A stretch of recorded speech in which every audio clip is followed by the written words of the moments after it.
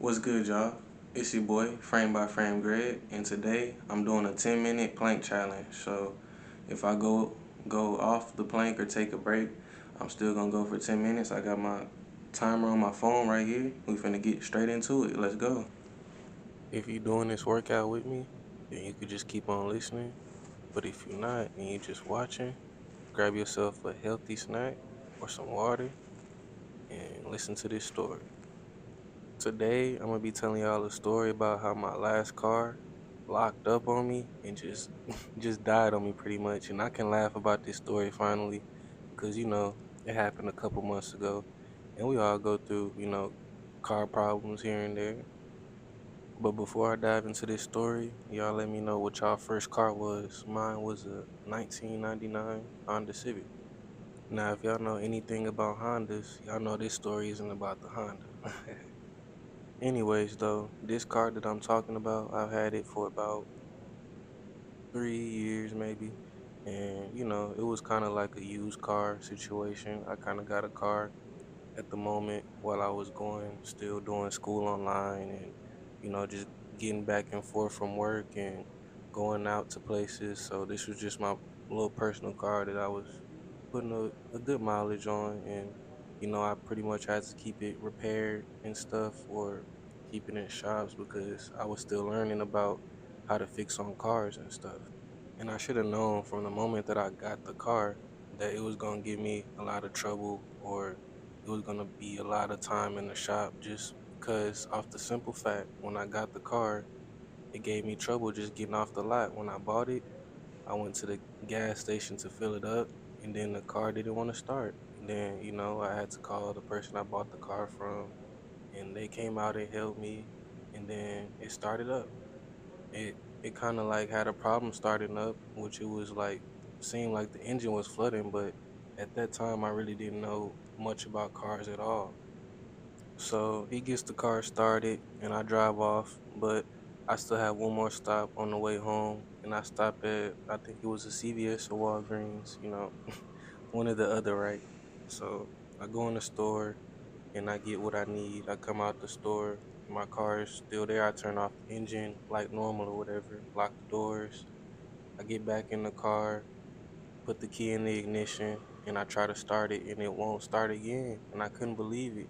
This time I was actually starting to get a little bit upset, but I just stayed calm and I called the guy back again and he came back out there to the Walgreens where I was. But this time when he tried to start the car, it wouldn't start. And after this, I was already starting to get more frustrated because I had already, in my mind, waited a little while to get the car as they were putting in a new windshield for me because the one they had in it originally was already cracked. So I wanted a new windshield. So with me not knowing much about the car that I had, I decided to call my grandpa who had a Dodge truck and I decided to see if he knew a mechanic or somebody that could help me figure out the problem with my car. So he gives me his mechanic's contact information, and this guy, I guess, worked on my grandpa's truck a few times before, and he was, I guess, comfortable working on my car as well. So I sent him a little bit of information about the car and told him a little bit about the problems that I was experiencing with it. And he sent, I guess, one of his tow truck drivers down, and the location of his shop was an hour to an hour and a half away from where I was. So I just waited there by myself after I discussed with the guy I bought the car from about the repairs that it would probably need, and he pretty much agreed that whatever shop I took it to, he would cover half of the bill. So I found the shop that my grandpa referred me to, and I waited for the tow truck to come out there. Then after about 2 weeks, I get a big bill from the shop, and there's all kind of repairs on the bill totaling over $2,300. And at that time, it was about half of what I was purchasing the car for. So that just put me in the hole again right there. And that just pretty much left a bad taste in my mouth just dealing with the car then. And from then on, it's kind of just been a constant repairing and keep on going with this car. And yes, it kept me going back and forth for 2 to 3 years, but it wasn't easy and I had to keep that car going each and every second, pretty much it felt like. So, anyways, I go to pick up my car after I make the payments or whatever. Nobody likes spending a lot of money like that on the mechanic shop, but I had to do what I had to do to get my car out, right?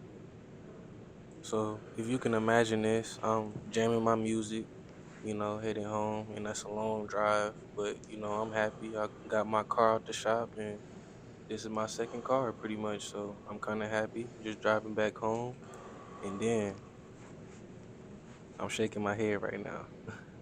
The car starts overheating, so I have to pull over on the side of the road, and man, I was upset. Like I couldn't believe it again. I was having more problems with this car. Then on top of that, the area that I was in, y'all know my skin color, right? So I was in this area. It was a country area, and the cops was quick to pull up behind me and try to figure out why I was, stopped and trying to figure out what's going on. So I explained to them what happened, and I just pretty much wait for the tow truck to come back out and get the car again, so I guess they can look at the car and see what happened and why it started overheating again.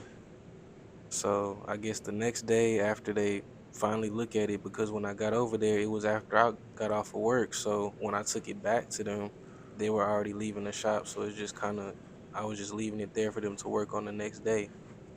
It was nothing I could really do about that. So I just had to wait till the next day until I heard back from him. And that's when he told me that he couldn't really figure out why it was overheating, but basically it was like the head gasket was blown and the oil was mixing with the gas, and it was just a nasty situation. So I finally get back to the guy that I bought the car from, and I told him pretty much what the shop told me. And he was saying like it looked like the shop was charging a bunch of extra stuff and just trying to make a high bill, which that could have been true. But anyway, in order to make the deal good, the guy I bought the car from decides to take the car back to his shop and wait for a new engine to put in my car. And this will be the best way, I guess, for me to have a good running car. So I decided to wait. And he also told me that I wouldn't have to pay for the engine, which that could go maybe at least $2,500. And by that point, I would be buying the car again, right? But anyways, then we fast forward another 4 to 6 months. I'm waiting on the engine. I'm calling him maybe at least once or twice every week, just seeing if an engine came in, which I'm pretty sure he would have called me if he got something. But I was just so ready to get my car back, and I was just making sure that he was looking too. But anyways, one day down the line, eventually there's a car that's like mine that was in a wreck, and so they could take off the engine because I guess the car was totaled out. So they take out the engine and they can ship that to the shop so they can swap it and give me that engine. Then after all of that, I get the car back and it still has some issues, and I have to figure out what the problem is. And when I do, I'm just kind of frustrated. It's like I keep on spending more and more money. But anyways, long story short, I have to get a new starter and a new battery for the car for it to keep going and just, start up. So I go to the nearest AutoZone and I get that stuff, and now that I remember, actually I just needed to get the battery to replace to get the car going. And the starter was something I got down the line because the electrical stuff just kind of has to get replaced together. And that's something that I learned just getting this car and fixing it. But I pretty much got the battery on with the help of my grandpa, and I started the car. And pretty much from then on, I kept on learning about fixing the car and watching stuff. Then one of these last repair jobs was a transmission job. And after that, it kind of was never the same.